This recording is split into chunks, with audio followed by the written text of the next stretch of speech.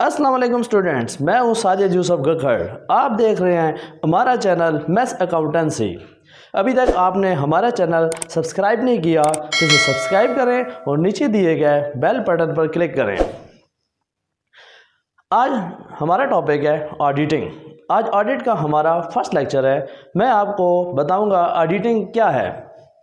First of all, definition of auditing. What is auditing? Examination of books of account is called auditing.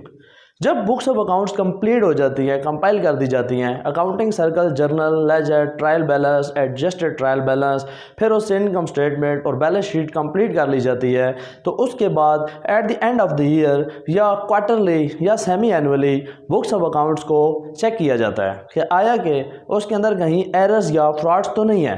इसको check करने का नाम है audit. इसकी same example ऐसे है कि जैसे आप अपनी क्लास के अंदर एक टेस्ट देते हैं तो आपका टीचर आपके अकाउंट्स के क्वेश्चन को चेक करता है कि आपने उसके अंदर कौन कौन सी गलतियां की हैं। तो सेम इसी तरह ऑडिटर का काम होता है कि अकाउंटेंट के काम को चेक करना कि उसने कौन कौन से एरर और फ्रॉड्स किए हैं। इसके मेन पॉइंट्स के अंदर है detection of errors and frauds. Audit के अंदर ऑडिटर क्या करता है? ऑडिटर जो होता है अकाउंटिंग के अंदर, फर्स्ट ऑफ ऑल आपने पॉजिटिव थिंकिंग रखनी है, नेगेटिव थिंकिंग इसमें सेकंड है। पहले पॉजिटिव थिंकिंग ने आपने एरर्स चेक करने हैं कि उसने कहीं आया डबल डेबिट या रॉन्ग डेबिट या डबल क्रेडिट या रॉन्ग क्रेडिट या कोई एरर ऑफ ओमिशन या एरर ऑफ कमीशन तो नहीं कर दिया, यानी उससे कोई गलती तो नहीं होगी अकाउंटिंग में जिससे आपके प्रॉफिट और लॉसेस में ओवरस्टेट या अंडरस्टेट हो रहे हों। तो इसको आप कहेंगे errors of detection of errors and detection of frauds. या एक और चीज़ ये है check accuracy of books of accounts.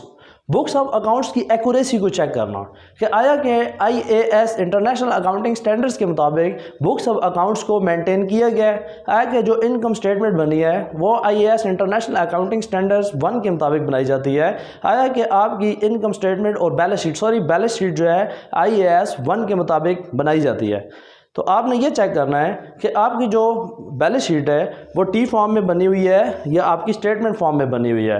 फिर उसके अंदर आपने ये भी चेक करना है कि आपके जो फिक्स्ड एसेट्स हैं वो ठीक तरह से डेप्रिसिएशन उसको चार्ज की गई है, डेप्रिसिएशन मेथड्स उसके ऊपर जो अप्लाई किए गए हैं, खा वो स्ट्रेट लाइन मेथड है, खा वो डिमिनिशिंग बैलेंस मेथड है, सम ऑफ डिजिट्स मेथड है या नंबर ऑफ आवर्स मेथड है, आपने उनको चेक करना है कि वो प्रॉपर तरीके से डेप्रिसिएशन उसकी जो है वो कैलकुलेट की गई है कि नहीं की गई।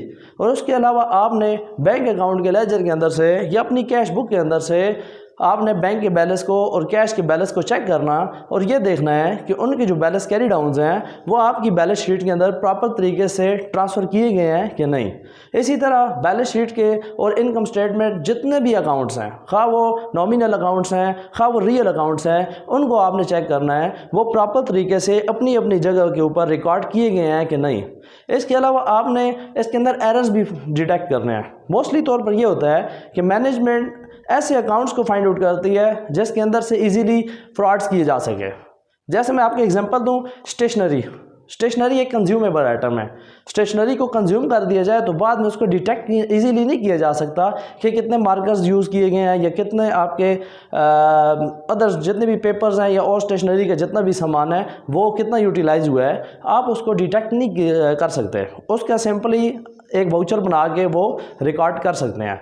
तो इस तरह के छोटे छोटे फ्रॉड्स होते हैं जो मैनेजमेंट करती है। मोस्टली तौर पर स्टेशनरी के अलावा एंटरटेनमेंट के जो एक्सपेंस होते हैं, रिफ्रेशमेंट एक्सपेंसेस जिन्हें कहते हैं, खाने पीने के जो एक्सपेंस हैं या ट्रैवलिंग का जो एक्सपेंस है, इनके अंदर से वो इजीली फ्रॉड कर सकते हैं। इस तरह के छोटे छोटे आपने फ्रॉड्स को भी डिटेक्ट करना होता है। That is called auditing.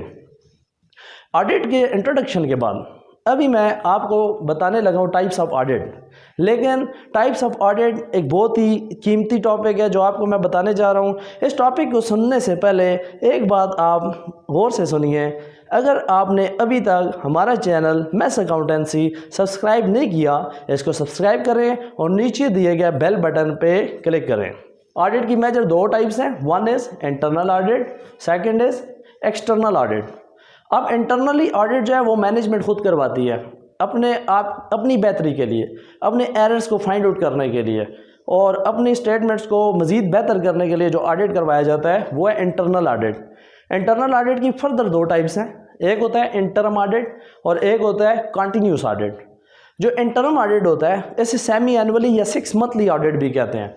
ऐसा ऑडिट जो साल के मिड में करवाया जाता है, 6 मंथ के बाद करवाया जाता है। आप अपने जो इनकम स्टेटमेंट्स हैं उसके अंदर प्रॉफिट और लॉसेस को चेक करने के लिए, यानी 6 मंथली आपने कितने प्रॉफिट या लॉसेस, और उसकी एक्यूरेसी को चेक करने के लिए आया कि आपने अपने एक्सपेंसेस ओवर स्टेटेड या अंडर स्टेटेड तो नहीं कर दिए, या इसे एरर ऑफ कॉस्टिंग भी कहते हैं। एरर ऑफ कॉस्टिंग मीन जब ओवर स्टेटेड या अंडर स्टेटेड हो जाते हैं। आप अपने प्रॉफिट या लॉसेस को, आपका प्रॉफिट ओवर स्टेट होता है, क्यों?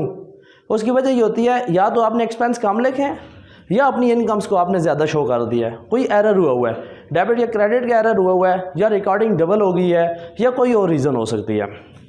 इसी तरह आपका प्रॉफिट अंडरस्टेट हो गया, उसकी भी रीज़न ये है कि आपने या तो अपनी इनकम्स को कम शो कर दिया है और अपने एक्सपेंसेस को ज़्यादा शो कर दिया है, उसके अंदर भी कोई एरर हो सकता है।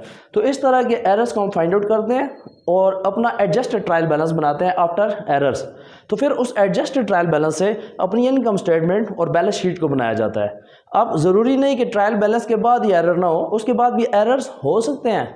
आपके एरर्स इनकम स्टेटमेंट बनाते हुए या बैलेंस शीट बनाते हुए उसके अंदर भी एरर्स हो सकते हैं। उन एरर्स को भी आपने डिटेक्ट करना होता है और उसके ऊपर रिपोर्ट बना के अपने शेयर होल्डर्स को या डायरेक्टर्स को पेश करनी होती है।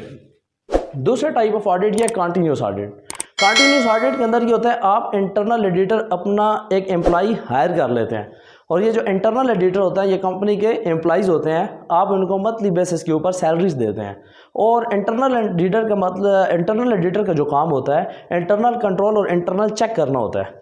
वो इंटरनली डेली बेसिस पे या वीकली बेसिस पे या मंथली बेसिस पे आके अकाउंटेंट के काम को और उसकी एक्यूरेसी को चेक करते हैं और उसको उसके एरर्स और फ्रॉड के बारे में बताते हैं कि ये आपने एरर कर दिया है, इसको आप रिमूव करें, इसको आप ठीक करें।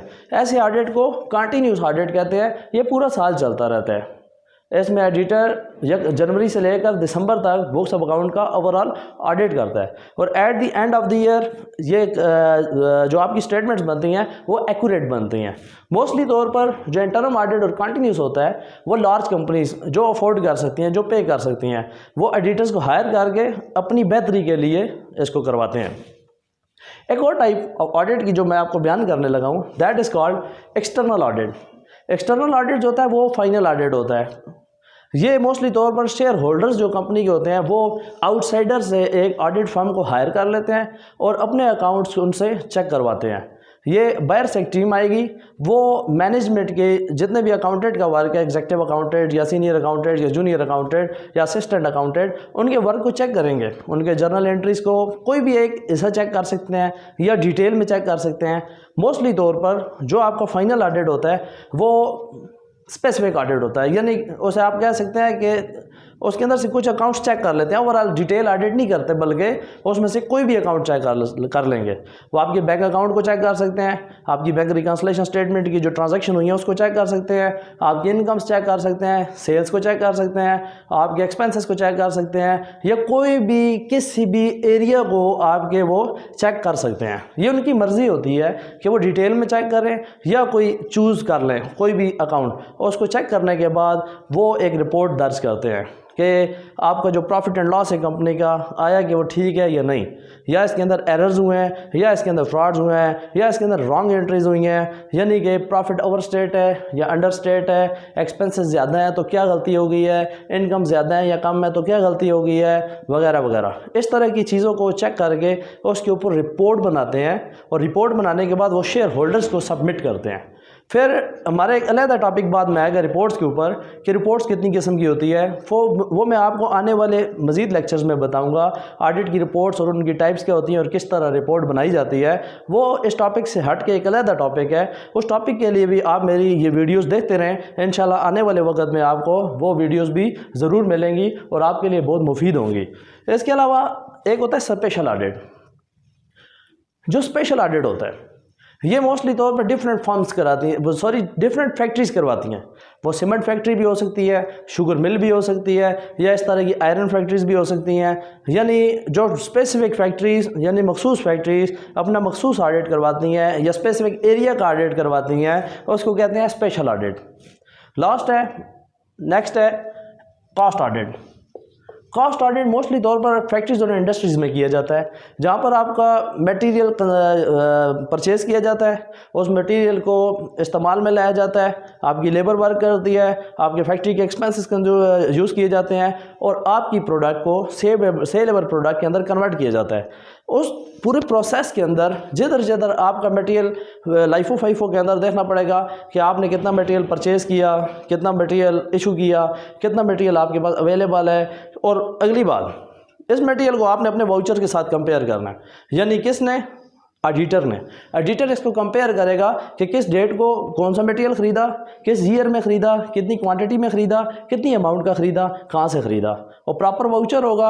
अगर वो वेरिफिकेशन करना चाहता है तो वाउचर के ऊपर मोस्टली तौर पर कंपनीज़ के मोबाइल नंबर्स भी दिए गए होते हैं, और बहुत अच्छी कंपनीज हो तो उनके ईमेल एड्रेसेस भी दिए गए होते हैं, उनसे फ़ोन के ऊपर वो वेरीफाई भी कर सकता है। ये एक वेरिफिकेशन का भी अलग टॉपिक आएगा, इसके ऊपर भी हम आने वाले लेक्चर्स में डिस्कस करेंगे।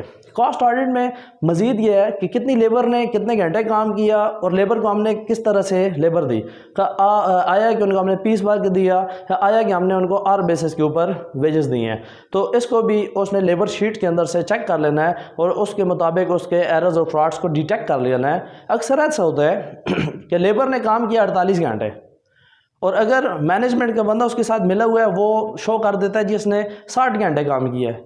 इट्स मीन दैट कि वो 12 घंटे ज़्यादा वर्क कर रहा है। तो इसको हम थंब इम्प्रेशन से चेक करेंगे। जो थंब कार्ड होते हैं उसके ऊपर उसका इन आउट टाइम दिए होता है, उससे हम इस चीज़ को डिटेक्ट कर सकते हैं कि लेबर कब आया और कितनी देर काम किया और कब आउट हुआ। इसके अलावा फैक्ट्री ओवरहेड्स कॉस्ट ऑडिट के अंदर हम देखते हैं कि फैक्ट्री के अंदर कितने बिल्स पे हुए हैं, कितनी डेप्रिसिएशन हुई है, कितनी इंश्योरेंस प्रीमियम पे की गई है, वगैरह वगैरह। ऑल फैक्ट्री से रिलेटेड एक्सपेंसेस को उसने चेकआउट कर लेना है और उसके कॉस्ट ऑफ गुड्स सोल्ड तक जाके पूरा डिटेल के अंदर चेक करना है। कॉस्ट के अंदर और भी बड़ी चीज़ें होती हैं, उसके अंदर मटेरियल, लेबर, एफएच के अलावा वेरिएंसेस को चेक करेगा कि वेरिएंसेस कौन कौन से अप्लाई किए गए हैं, किस तरह अप्लाई किए गए हैं, या ब्रेक इवन पॉइंट्स पे होते हैं उनको चेक करेगा, या उसके अलावा मार्जिनल और ऑब्जर्वेशनल कॉस्टिंग वगैरह को चेक करेगा। और उसके अंदर एरर्स और फ्रॉड, किस नीयत से एरर्स और फ्रॉड्स को फाइंड आउट करने की नीयत से उसको चेक करने का नाम है ऑडिटिंग। तो ये आपका कॉस्ट ऑडिट कहलाता है। नाजरीन, ये जो था हमारा लेक्चर, इसके अंदर आपने ऑडिट और टाइप्स ऑफ ऑडिट को बड़ी डिटेल से सीखा। अगर आपको ये लेक्चर पसंद आया है, अच्छा लगा है, तो मेरे आने वाली प्यारी प्यारी खूबसूरत वीडियोस को लाइक करने के लिए नीचे दिए गए बेल के बटन के ऊपर पुश करें और हमारा चैनल मैथ्स अकाउंटेंसी को सब्सक्राइब करें। Thank you very much.